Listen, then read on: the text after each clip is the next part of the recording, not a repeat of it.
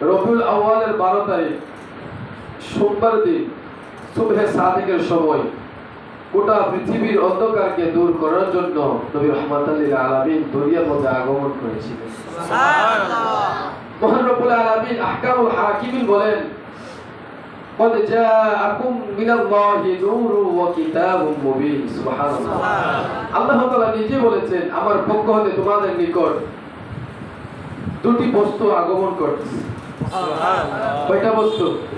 দুইটা। প্রথমটি হলো মহান নূর। সুবহানাল্লাহ। মহান শুধু নূর নয়, মহান নূর। দ্বিতীয়টা হলো স্পষ্ট কিতাব, নবীজির নূর এবং কুরআনুল কারীম দুনিয়ার মধ্যে আগমন করেছে। সুবহানাল্লাহ। আপনি একটু চিন্তা করে দেখেন, তাফসীরে জালালাইন শরীফ রুহুল বয়ানে উল্লেখ করা আছে যে নূর দ্বারা রাসূল পাক সাল্লাল্লাহু আলাইহি ওয়াসাল্লামকে বোঝানো হয়েছে। সুবহানাল্লাহ। এবং কিতাব দ্বারা কুরআনুল কারীম, কুরআন মাজিদকে বোঝানো হয়েছে। সুবহানাল্লাহ। কিতাব পাঠের জন্য যেমন আলোর প্রয়োজন, কিতাব পাঠ করার জন্য যেমন আলোর প্রয়োজন, তেমনি ভাবে কুরআনুল কারীম বোঝার জন্য নূর নবী প্রয়োজন। সুবহানাল্লাহ। কেন নূর নবী প্রয়োজন? কারণ নূর নবী আসার 40 বছর পরে কুরআনুল কারীম এসেছে। সুবহানাল্লাহ। নবীজি দুনিয়াতে আগমন করার 40 বছর পরে কুরআনুল কারীম এসেছে।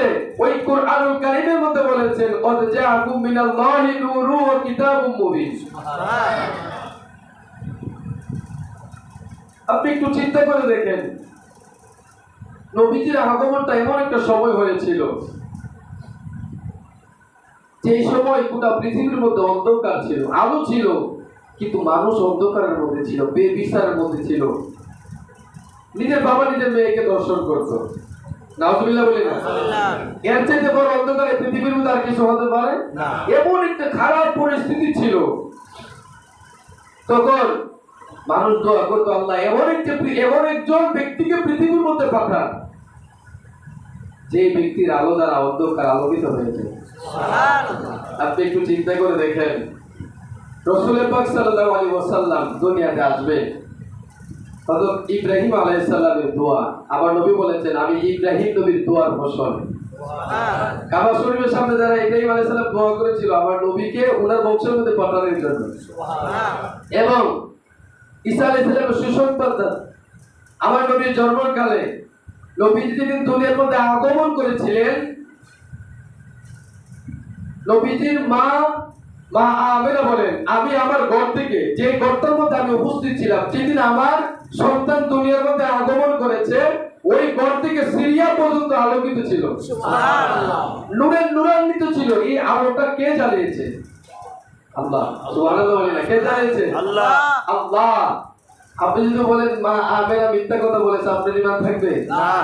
মা আমেনা বলে, আমি দেখেছি আমার সন্তান দুনিয়ার মধ্যে যখন ভূমিষ্ঠ হবে তখন 4 জন ব্যক্তি আমার ঘরের মধ্যে উপস্থিত হয়েছে। সুবহানাল্লাহ।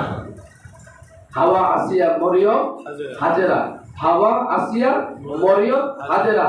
নবী যখন দুনিয়াতে আসছে তারা কিন্তু দুনিয়ার মধ্যে নাই। তারা কোথায় ছিল? জান্নাতে। কোথায় ছিল? জান্নাতে। আর এই যে নবীজি দুনিয়ার মধ্যে আগমন করার সময় ওই জান্নাত থেকে ওই সমস্ত রূপসী নারীদেরকে পাঠিয়েছেন। কেন? কারণ আমেনার খেদমত করার জন্য। এরকম দুর্বল কোন লোক হলে চলবে না। এই কারণে আল্লাহ তাআলা জান্নাত থেকে হাওয়া, আসিয়া, মরিয়ম, হাজেরাকে দুনিয়ার মধ্যে পাঠিয়েছে যে যাও, তোমাদের ইচ্ছা আমি আল্লাহ পূরণ করে দিতেছি। তোমরা চেয়েছিলে নবীজির খেদমত করার জন্য, নবীজি দুনিয়াতে আসার আগেই উনার মাকে খেদমত করো, নবীজি আরো বেশি খুশি হয়ে যাবে। সুবহানাল্লাহ। আমার নবীকে কেন নূর বলা হয়? নবীজির 1000 মতান্তরে 1300 3000 নাম ছিল। সুবহানাল্লাহ। 1000 মতান্তরে 1300 3000 1300 হতে পারে, 3000 হতে পারে। অনেক হাদিসের মধ্যে বর্ণনা আছে নবীজির 3000 নাম মোবারক ছিল। সুবহানাল্লাহ। যেমন রহমত, নবীজির একটা নাম কি ছিল? রহমত, বরকত, ফজল, জিকির, নূর, বুরহান, আউয়াল, আখির, জাহির, বাতিন, রউফ, রাহিম, কারিম, ইয়াসিন, তোহা, নবী, রাসূল, মুজাম্মিল, মুদ্দাসির। আল্লাহু আকবার। আল্লাহু আকবার। এরকম ভাবে যখন আপনি নবীজির নাম মোবারক পড়তে থাকবেন, এরকম আমি তো সময় সংক্ষিপ্ত জন্য তাড়াহুড়া করেছি। আপনি এক একটা নাম মোবারক যখন নবীজির নাম মোবারক উচ্চারণ করবেন, আপনি দুনিয়ার মধ্যে থাকতে পারবেন না। আপনার প্রেম, আপনার শরীর, আপনার বডি যা কিছু আছে নবীর প্রেমে মগ্ন হয়ে আপনি দুনিয়াতে আছেন এটা বুঝতেই পারবেন না। নবীজির প্রেমটা এমন পরিমাণ ছিল, আমরা আজকে কোথায় হারিয়ে যাইতেছি। আপনি একটু চিন্তা করে দেখেন যে নবী পাক সাল্লাল্লাহু আলাইহি ওয়াসাল্লাম এমন একটা সৃষ্টি যে সৃষ্টির আগে কোনো সৃষ্টি ছিল না। আপনি একটু চিন্তা করে দেখেন, আমরা আহলে সুন্নাত ওয়াল জামাত করি, কথা বলে না, আমরা আহলে সুন্নাত ওয়াল জামাত করি, সংক্ষিপ্ত নাম যেটা সুন্নি বলা হয়, যাদেরকে আমরা ওহাবি বলি, খারিজি বলি, মওদুদি বলি, তাদের গুরু ঠাকুর দেওবন্দ মাদ্রাসার প্রতিষ্ঠাতা হওয়া কিন্তু সাধারণ কোনো বিষয় না। এবং বিশাল বড় মাদ্রাসা দেওবন্দ মাদ্রাসা, ওই মাদ্রাসার প্রতিষ্ঠাতার নাম হইল কাসেম নানুতুবি। উনি নবী করিম সাল্লাল্লাহু আলাইহি ওয়াসাল্লামের বাহ্যিক আবরণের ভিতরের যে প্রকৃত নুরানি রূপান্তরিত ছিল, লুকায়িত ছিল, রহস্যময় ছিল, ওই উনার কণ্ঠের মধ্যে স্বীকার করেছেন এভাবে যে নবীদের 3টা সূরত ছিল। সুবহানাল্লাহ। উনাদের সবচেয়ে বড় গুরু, সবচেয়ে বড় উস্তাদ, উনি বলতেছে নবীদের কয়টা সূরত ছিল? 3টা সূরত ছিল। উনি বলতেছে দেওবন্দ মাদ্রাসার প্রতিষ্ঠাতা যে নবীদের 3টা সূরত ছিল। একটা হলো সূরতে বাশারি, একটা সূরতে বাশারি, 2 নম্বর সূরত হলো সূরতে মালিকি, 3 নম্বর হলো সূরতে হাক্কি। ওই ব্যক্তি বলতেছে যে সাধারণ মানুষ শুধু বাশারি সূরতটা দেখেছে। সুবহানাল্লাহ বলে না? সাধারণ মানুষ, কোন মানুষ? একটু জোরে বলি, কোন মানুষ? সাধারণ মানুষ শুধু সূরতে বাশারি দেখেছে। এবং অন্য 2টি সূরত অবস্থা মানে খাস যে 2টা সূরত ছিল, ওই সূরত অনুমোদন করা এই দুনিয়ার আল্লাহওয়ালা ব্যক্তিরা, নবীর প্রেমিক খাস লোক ছাড়া ওই 2টা সূরত কখনো দেখতে পারে নাই। কুনতু নূরাম বাইনা ইয়াদাই রাব্বি قبل خلق آدم ب14,000 عام। সুবহানাল্লাহ। নবী করিম সাল্লাল্লাহু আলাইহি ওয়াসাল্লামের যখন দুনিয়ার মধ্যে আগমন করেছে, আগমন করার আগে যখন জান্নাতের ভিতরে ছিলেন, আমার নবী বলেন আদম নবীর সৃষ্টির 14,000 বছর পূর্বে আমি আল্লাহ তাআলা প্রতিপালকের নিকট নূর হিসাবে বিদ্যমান ছিলাম। সুবহানাল্লাহ। কুনতু নূরান বাইনা ইয়াদাই রাব্বি, কুনতু নূরান বাইনা ইয়াদাই রাব্বি ক্বাবলা খালকি আদম ব14,000 আম। আদম নবীর সৃষ্টির 14,000 বছর পূর্বে আমি প্রতিপালকের নিকট মানে রব্বি কারীমের নিকট নূর হিসাবে ছিলাম। সুবহানাল্লাহ। এবার আসেন এই জগতের সময় পরিমাণ এবং ওই জগতের সময় পরিমাণ আপনাকে হিসাব করতে হবে। এটাও হিসাব করা হয়েছে। ওই জগতের একদিন এই পৃথিবীর 1,000 বছরের সমান। সুবহানাল্লাহ। আল্লাহু আকবার বলি না? ওই পৃথিবীর একদিন আর এই পৃথিবীর 1,000 বছরের সমান। অঙ্ক করে হিসাব করে আমি হিসাব করলাম 511 কোটি বছর হয়। সুবহানাল্লাহ। আল্লাহু আকবার বলি না? আমার নবী ওই নবী যেই নবী দুনিয়াতে আসার আগে মা আমেনা বলে আমি আশ্চর্য হয়ে গেলাম। কিরকম আশ্চর্য? আমি আগে আমার ভিতরে যে নবী আসছে আমি এটা অনুভব করতে পারলাম কখন। সুবহানাল্লাহ। হযরত খাজা আব্দুল্লাহ নবীজির বাবা রাস্তা দিয়ে হাঁটতেন, হাজার হাজার রূপসী মেয়েরা পিছনে পিছনে হাঁটতেন। সুবহানাল্লাহ বলে রাখেন, এটা কি সাধারণ কথা? হযরত আব্দুল্লাহ যখন রাস্তা দিয়ে হাঁটতেন তখন ওনার পিছনে ওই সৌদি আরবের বড় বড় বাদশাহীর মেয়েরা, বড় বড় বড় লোকের মেয়েরা, সুন্দরী রূপসী কালো মেয়েরা, যারা একদম রূপসী সুন্দরী, এরকম হাজার হাজার মেয়েরা ওনার পিছনে লাইন ধরতেন। ওনাকে বলতেন আপনি আমাদেরকে গ্রহণ করেন, গ্রহণ করেন। আব্দুল্লাহ উনি নিজেও বুঝতে পারতেন না যে ওনার পিছনে এত মেয়েরা কেন ঘোরাঘুরি করতেছে। তখনই বুঝতে পারলেন যখন আমেনার সাথে বিবাহ হলো। আমরা যেভাবে দুনিয়াতে আসছি নবী দুনিয়াতে এরকম ভাবে আসে নাই। আমরা যেভাবে স্বামী স্ত্রী মিলেমিশের মাধ্যমে সহবাসের মাধ্যমে আমরা আমাদেরকে আল্লাহ তাআলা সৃষ্টি করেছে, কথা বলে না, এছাড়া কোনো সৃষ্টির কোনো ব্যবস্থা নাই। আব্দুল্লাহ বলেন, আমার কপালের মধ্যে যখন যেদিন বিবাহ হয়েছে ওই বাসর রাত্রে এই আমের আমার কপালের মধ্যে চুম্বন করেছিলেন। কেন চুম্বন করেছিলেন? ওই খাজা আব্দুল্লাহর কপালের মধ্যে নূরে মুহাম্মাদি ছিল। আল্লাহু আকবার। ওই আব্দুল্লাহর কপালের মধ্যে নূরে মুহাম্মাদি ছিল। ওই নূরে মুহাম্মাদি হযরত আমেনা চুমু দিতে দেরি হয়েছে, উনার রেহেমের মধ্যে ঢুকতে দেরি হয় নাই। সুবহানাল্লাহ। আমাদের আশা, নবীজির আশা, আমাদের মা বাবার অবস্থা আর নবীজির মা বাবার অবস্থা একরকম ছিল না। এই এতটুক আলোচনা যদি কেউ করে আর এই এতটুক আলোচনা যদি কেউ বুঝে, সে কখনো কোশ্চিন কালো সে বলতে পারে না নবী আমার মতো। এই দুনিয়ার কত শিকারী আপনারা দেখেছেন। রবিউল আউয়াল মাস আসলে আলোচনাটি করা হয়, কারণ এর বাহিরে আলোচনা খুব কম। দুইজন শিকারী, প্রত্যেকদিন দুইজন মহব্বতের মানুষ একসাথে শিকারী করতে যায়। ওই 12 রবিউল আউয়াল রাত্রেও ওই দুই বন্ধু একসাথে শিকারী করতে গেলেন জঙ্গলের ভিতরে। যখন জঙ্গলের ভিতরে ঢুকবেন, ওই ঢুকার অবস্থায় উনি দেখতেছে যে আশ্চর্য হয়ে গেলাম, সারাটা জীবন আমরা বাঘ দেখলে ভয় পেয়ে দৌড়ায় যেতাম এবং হরিণ যখন বাঘকে দেখতেন তারা দৌড়াতো পালানোর জন্য, কারণ তাদেরকে খেয়ে ফেলবে, তাদের জীবনকে বাঁচানোর জন্য তারা দৌড়াদৌড়ি করতো।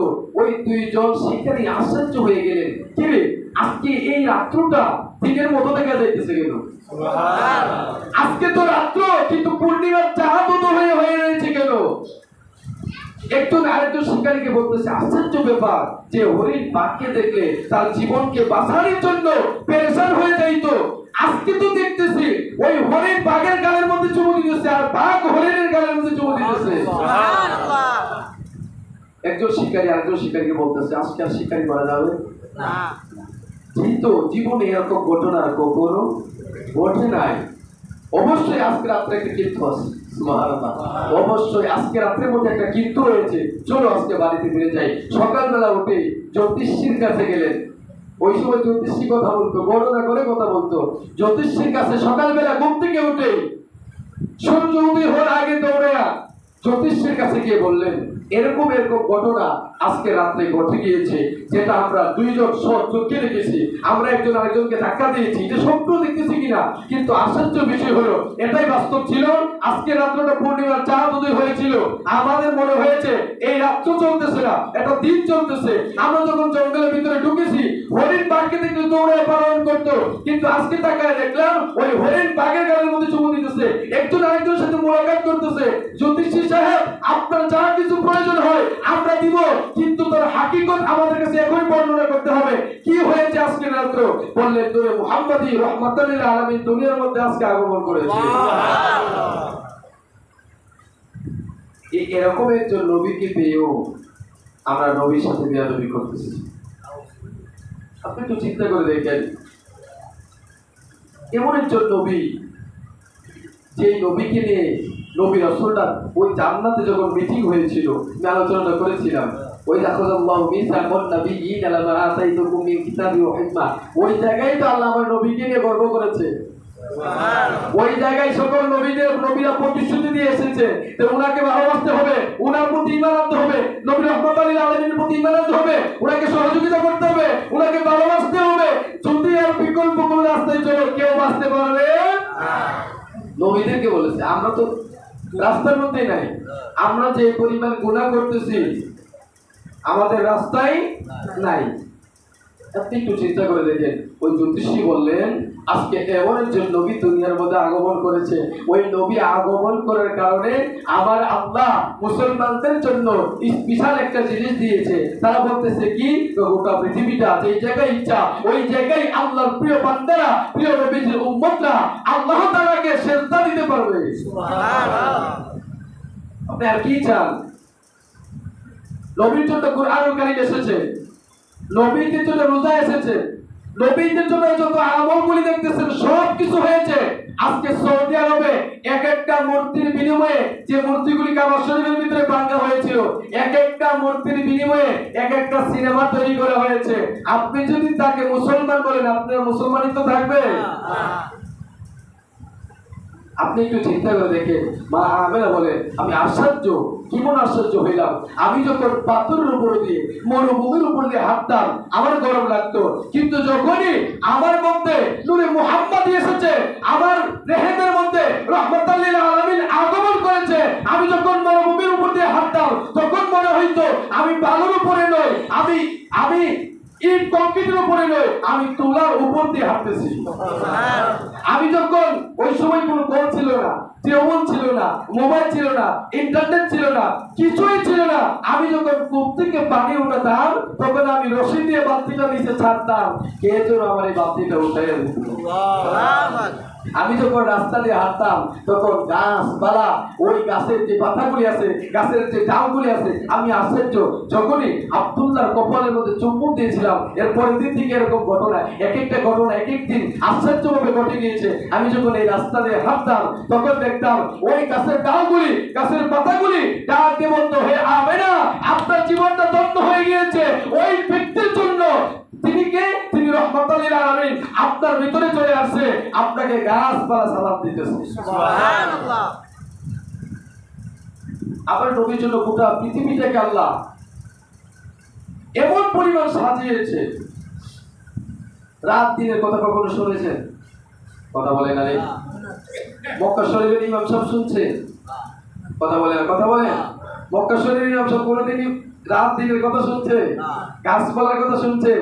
না। আমরা আপনারা ইমাম সাহেব শুনছেন? গাছ কান্না করতেছে, বাতাস কান্না করতেছে, মরুভূমি কান্না করতেছে, পাহাড় চট্টা কান্না করতেছে। সবচেয়ে স্পেশাল মুহূর্ত ছিল যখন দিন এবং রাত এমন পরিমাণ চক্রায় লিপিবদ্ধ হয়ে গিয়েছে, একজন বলতেছে আমার মধ্যে নবী আসবে, রাত্র বলতেছে আমার মধ্যে আসবে, দিন বলতেছে আমার মধ্যে আসবে। আল্লাহ তাআলা বলে দিলেন, ওয়া মা আরসালনাকা ইল্লা রাহমাতাল লিল আলামিন, নবী গোটা পৃথিবীর যত সৃষ্টি আছে সবার জন্য রহমত। নবীর জন্য কেউ কান্না করতে পারে না, নবীর জন্য কেউ খুশি হতে পারে না, নবীর জন্য সবাই খুশি থাকবে। আল্লাহ তাআলা বললেন, রাত্র দিন তোমরা চোখটা বন্ধ করো, তোমাদের দুই জনের মধ্যে আমার বন্ধু আসবে। সুবহানাল্লাহ। সুবহে সাদিকের সময় আমার নবীকে এমন একটা সময় পাঠানো হয়েছে, মা আমেনা বলেন, আমি তাকায় দেখলাম হাওয়া আসিয়া মরিয়ম হাজেরা আমার সামনে বসে রয়েছে। আমি আশ্চর্য, এমন একটা ঘর অন্ধকার ছিল, ওই সময় এরকম লাইটিংয়ের কোনো ব্যবস্থা ছিল না।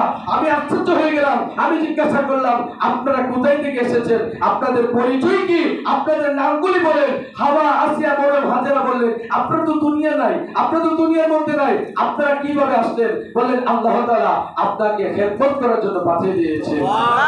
আমি দেখলাম আমার ঘর থেকে গোটা পৃথিবীটা অন্ধকার, কিন্তু নবী রাহমাতাল লিল আলামিন আমার সন্তান যখন দুনিয়ার মধ্যে আগমন করতে দেরি হয়েছে, আমি তাকায় দেখলাম দুনিয়ার মানুষ এই দুনিয়াতে আসার সাথে সাথে চিৎকার করে, কান্নাকাটি করে, দাদি নাড়িয়ে গিয়ে মাথার মধ্যে ধাক্কা দেয়, শরীরের মধ্যে ধাক্কা দেয়। আরে নাতি তো কথা বলে না, নাতি তো কথা বলে না, কিন্তু আমার সন্তানের অবস্থাটা ছিল পুনরায় অন্যরকম। এরকম আমার নবী যখন দুনিয়ার মধ্যে আসলেন, এই দুনিয়ার গোটা পৃথিবীর মানুষ হয়তো সিজার করে পেট কেটে তাদেরকে বাহির করা হচ্ছে, না হয়তো মায়ের প্রস্তাবের জায়গা দিয়ে এই দুনিয়ার মধ্যে মানুষ আসতেছে, কিন্তু আমার সন্তান এরকম জায়গা দিয়ে আসে নাই। আমি বসে রয়েছিলাম, আমাকে তারা খেদমত করতেছে, আমি শুইলাম, আমার এই নাভির থেকে আলাদা হয়ে গিয়েছে। আলাদা হওয়ার সাথে সাথে আমি দেখলাম আমার সন্তান দুনিয়ার মধ্যে আসলেন, অন্য কোন সন্তানের মধ্যে এরকম উলঙ্গ অবস্থায় ছিল না। আমার সন্তান জান্নাতি পোশাক পরিধান করে দুনিয়ার মধ্যে এসেছে, এবং দুনিয়াতে আসার সাথে সাথে উনার কদম মুবারক রাখার সাথে সাথে উনি সাথেই পড়ে আমি আমার কান দিয়ে শুনলাম উনি রব্বি হাবলি উম্মতি আসার সাথে সাথে কান্না করেছে। এরকম উম্মত যখন নবীর সাথে বিরোধিতা করে, এরকম বেয়াদব রাসূল যখন ইসলামী ফাউন্ডেশনের মধ্যে থাকে, সারা জীবন ঈদে মিলাদুন নবী লিখে আছে, এখন তারা চিন্তা করে দেখেছে যে সরকার অদল বদল হয়েছে, এই বাংলাদেশের মানুষ অদল বদল হয়ে গিয়েছে, মনে হয় তারা বেঁচে যাবে। ঈদ কেটে দিয়ে মিলাদুন নবী করে একটা পোস্টার বাংলাদেশের মধ্যে চালিয়ে দিয়েছে, এবং আহলে সুন্নাত যারা যখন ভদ্রকণ্ঠে আওয়াজ করলেন ঈদ লাগাতে হবে, সাথে সাথে এর পরের দিন সন্ধ্যা লাগে তারা ঈদে মিলাদুন নবী লাগিয়েছে। আজকে পুরো বাংলাদেশে আন্দোলন হওয়ার কথা ছিল, কারণ আমরা যারা নবীর আশিক দাবি করি, আমরা যারা সুন্নি দাবি করি, আমরা যারা মুসলমান দাবি করি, নবীর কোন সম্মানের হানি হবে এটা কখনো মেনে নেওয়া সম্ভব না। যে প্রকৃতপক্ষে মুমিন, নবীর কোন সম্মানের উপর হানি হলে সে কখনো চুপ করে বসে থাকতে পারে না। ইসলামী ফাউন্ডেশন বাংলাদেশের সব মানুষ যারা ওই ফাউন্ডেশনের কথার উপরে নির্ভর করে, ঈদ হোক যে কোনো কার্যক্রমের উপর নির্ভর করে, তারা ওই জায়গা থেকে কৃপণতা করে মিলাদুন নবী লিখেছে সূচির মধ্যে, ঈদ লেখে নেয়। নাউজুবিল্লাহ বলতেন না?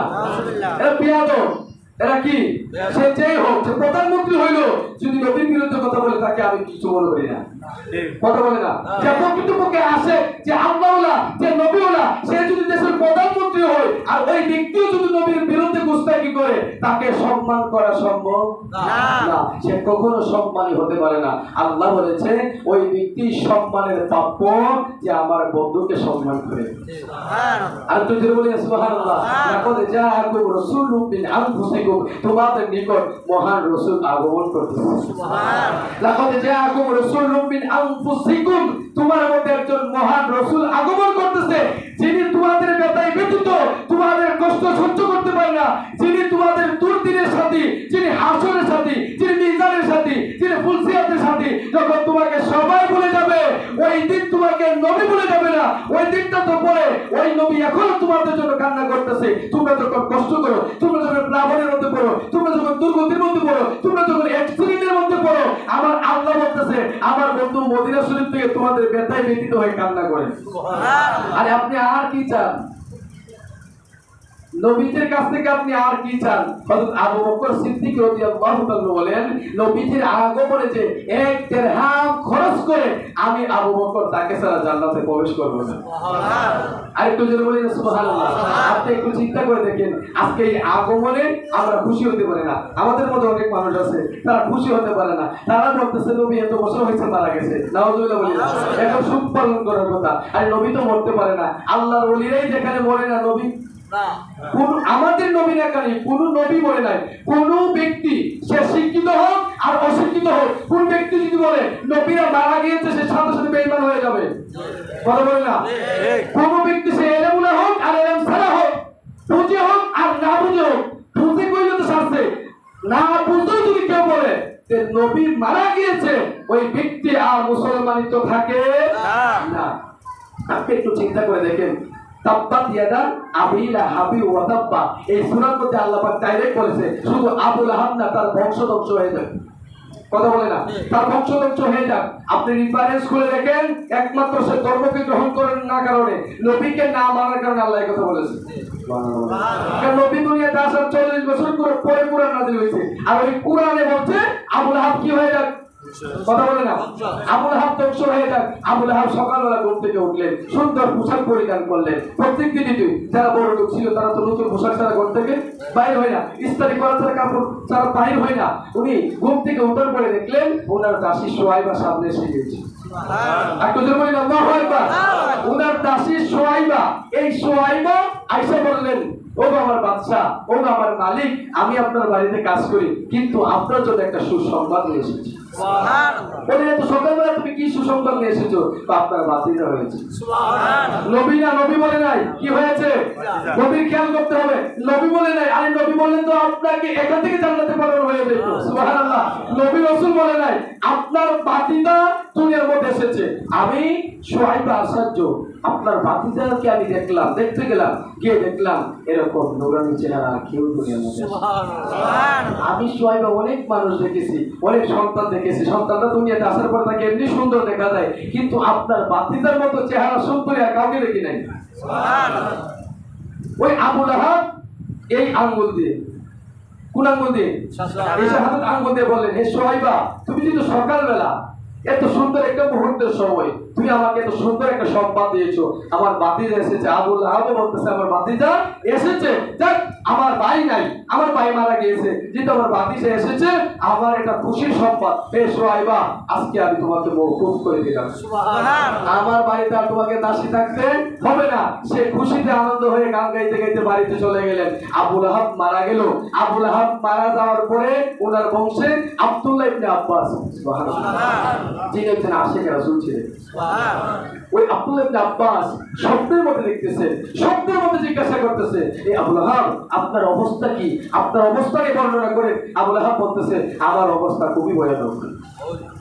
আমার অবস্থা কি? ভয়ানক। কেন? কারণ আমি নবীকে মানি নাই, ওই নবীর ধর্মকে মানি নাই, ওই নবীর কিতাবকে মানি নাই। এই কারণে আল্লাহ আমাকে শাস্তি দিতেছে।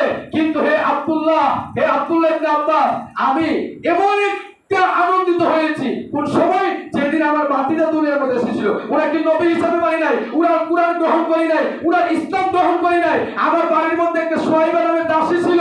ওই দাসীটা যখন সকালবেলা আমাকে এত সুন্দর একটা সংবাদ দিয়েছে, ভাতিজা দুনিয়ার মধ্যে এসেছে, আমি সাথে সাথে আঙ্গুল দিয়ে ইশারা করে আমার ঘরের কাজের বুয়া ছিল, আমি তাকে মাফ করে দিয়েছিলাম। আমার এই কাজ থেকে তাকে বিরত রেখে দিয়েছিলাম যে তুমি আজকে থেকে, তোমাকে আমি শেষ করে দিলাম, তুমি আমার বাড়িতে খাইতে পারবে, কিন্তু আর কাজ করা লাগবে না।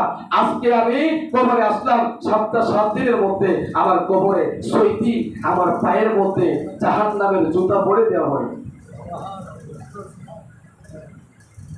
আমার সারাটা শরীর পুড়তে পুড়তে ছন্ন ছন্ন বিকণ্ড হয়ে যায়। আমি কষ্ট আর সহ্য করতে পারি না। যখনই সোমবার দিন আসে, সকালবেলা আসে, কি হয়েছিল?